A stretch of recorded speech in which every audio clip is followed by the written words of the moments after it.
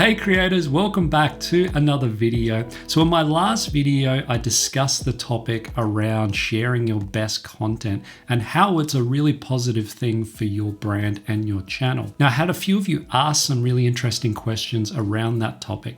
So I thought in this video, I'm going to dive a little bit deeper and maybe share with you some strategies to overcome the fear of sharing your best information, but also why it's really important and what sort of information should you be sharing with your community. But before I dive into the type of information you should be sharing online, I want to go back 10 years on YouTube. YouTube is a very different place. It wasn't as overcrowded as it is today.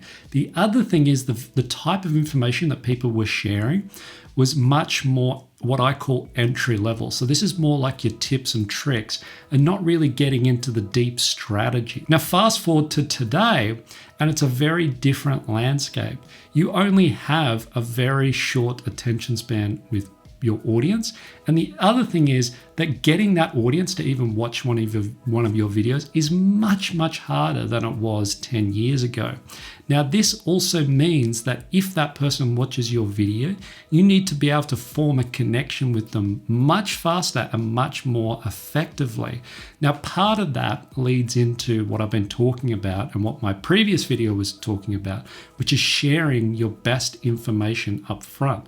Now, this not only builds that connection with that audience, but it allows for a much deeper connection because those people are not only going to feel like they've gained more value, but by experiencing that win, they're more likely to come back and keep watching more of your channel. Now, I want to be really clear. It's not that there is no place for sharing tips and strategies with people. You can make that sort of content. But you got to understand, why are people coming to your channel? They want to understand how to get from A to B. You want to share with them the actual road or the path on how they can do that. For me and my channel, for instance, I teach people how to make video effects and animations using Adobe After Effects. Now, in that, if I was to share tips and strategies, I could share like tips about how to use the program more effectively. Now, that might hit some, target audience in there, and some people might gain some, value from that. But are they going to be able to walk away and actually feel like they've, can actually create their own animations or video effects? They're two very different things. If I show them actually the steps that I would take in order that mindset that I've gotten into to create that animation, that's a much deeper level, a much deeper understanding of how the program actually works and how to get to A to B. You want to approach this in the same way. The style of content that you're sharing with people should really feel like they've gained that value, not just learned a simple trick or strategy that they can implement straight away. Again, you can make that sort of content, but the real content that people are there for is that deeper understanding of how they actually transform going from A to B. Now, another question that popped up was around paid content. So how do you differentiate if you're giving away all your best stuff? Why then would anyone buy a course from you? Well, that person's decision to buy that course from you didn't happen when they necessarily got to that product page. You'd already laid the foundation, especially in the stuff that I've been doing, because they've come to my channel, they've started watching those videos. All of a sudden, they've learned something. They start watching more and more videos. Over time, eventually then they feel they're ready to take on one of those paid courses. Now, that course might resonate with, to their needs, but ultimately I've laid that foundation already for that student actually becoming a customer. Now, that's really important because this is like driving cold traffic from paid ads onto your landing pages. Your conversion rates might be very low if you're just targeting everyone. If you have a specific group of people who are on your channel, they're gaining lots of value, then those people are more likely then to want to work with you on a deeper level. Now, that might be paid products, courses, or whatever you're offering. It might also be, signing up to your lead magnet or joining your email list. It could be anything. A paid course is going to be something that specifically solves a need that person is struggling with, something that they're fundamentally struggling with, and a very specific pain point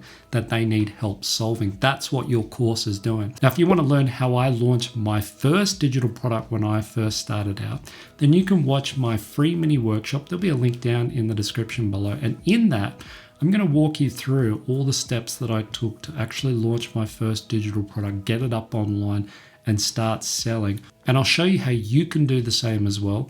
You can sign up for that via the link in the description below.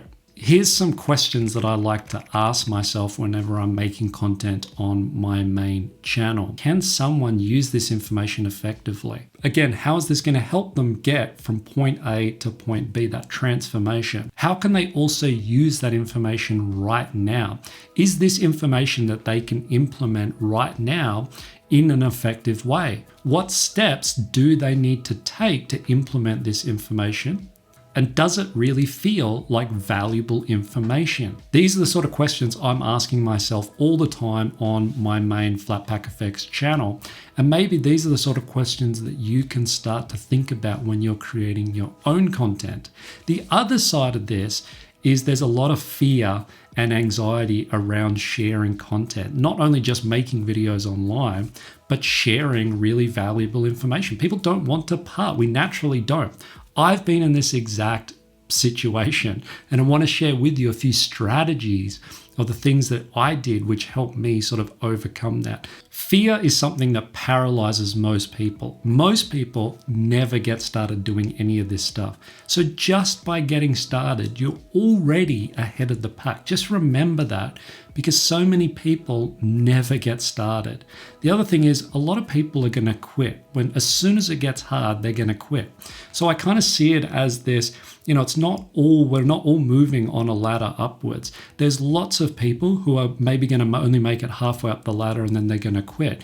You want to think about this as a marathon. So from point A to point B, it's going to take you a long time. It's not going to happen overnight. You need to be working at this over a long period of time. That is the reality of all of this stuff. There's no shortcuts. There are things that you can do to obviously help you speed up that process, but this requires a lot of work and patience at the same time.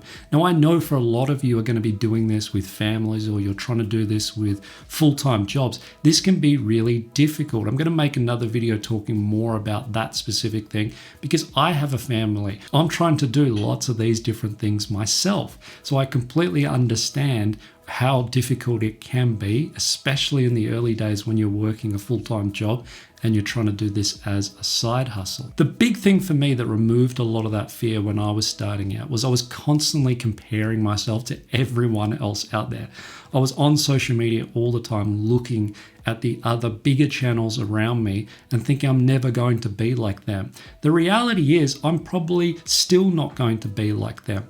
But I accepted that I don't have to be the best, and neither do you. And that's not just saying that you compromise on your abilities or the goals that you want to achieve. The point is that I look at it like this scale. So if you look at your industry, the number 10s are the sort of the 1%. They're the people who are exceptionally talented at whatever it is that they're teaching. So they might be really skilled and talented in that specific field. If they're making content for people, they're making content for people who are level 9 and below. So that's pretty much the entire spectrum. Now, if you start to think about this as far as numbers, that might be 1 million people, say, in that group. Now, especially for my field, I know there are millions of people worldwide that want to make videos and video effects. And I know there are thousands of After Effects channels out there. But as soon as I accepted that I don't have to be that number 10, I can be a level 6 or a 7 or even an 8, I only need to aim for those 7s and below. I don't need to be a number 10 aiming down the whole list. That's still a huge amount of people that I can extend my reach to. As soon as you accept that, you'll spend less time worrying about what the other larger creators are doing out there and focus more on relating to the people that are more at your level and below. If you're teaching specifically to beginners, why do you need to be an expert? You could be a very good beginner, if that makes sense, right? If you've gone through that beginner process and you've learned a lot of stuff, there's other beginners who also want to understand that information. So think about it in terms of that. You don't have to be the absolute expert in your field in order to relate to everyone who sits below you. I can say from my own experience, the more that you make content or the more that you put out there, the easier all of this becomes. It not only becomes easier to make videos and have the confidence to speak to camera, but it also becomes easier in the sense that your fears are less prominent. So my fears when I first started out of people taking my information and learning too much and then never coming back, I don't spend any time thinking about that now because I know my students are here to learn specifically what I can offer to them. If they outgrow my channel or they're outgrowing me, they'll go to someone else, and that's completely fine. I'm not trying to capture everyone. I just want to capture the people who are my level and below. That's who I'm really aiming at. As I've said, if those people gain a lot of that value from my channel, then they're going to want to work with me on a deeper level. That is how human nature works.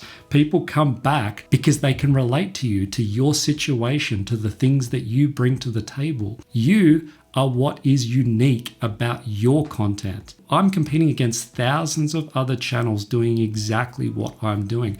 My point of difference is me, the way that I teach, and the videos that I make are different from those people because no one can replicate me. They might try to imitate it, but they can't replicate me because I'm unique to my content. Think about your own strengths and think about the things that you can bring to the table that make you unique in your content. Just remember, there's no shortcuts to any of this stuff. It will take a lot of hard work and time in order to get there. Just remember, if this was easy, then everyone will be doing it full time. And there's lots of people who would like to be doing it full time, but won't ever get to do it full time. So if you can stay in the race, then that's the big key to keeping you going and increasing your odds of success by the end. Now, you can watch this video over here next, and that's gonna walk you through my process of how I actually launch my first product from start to finish. That's it for this video. Thanks for watching, and I'll catch you in the next one.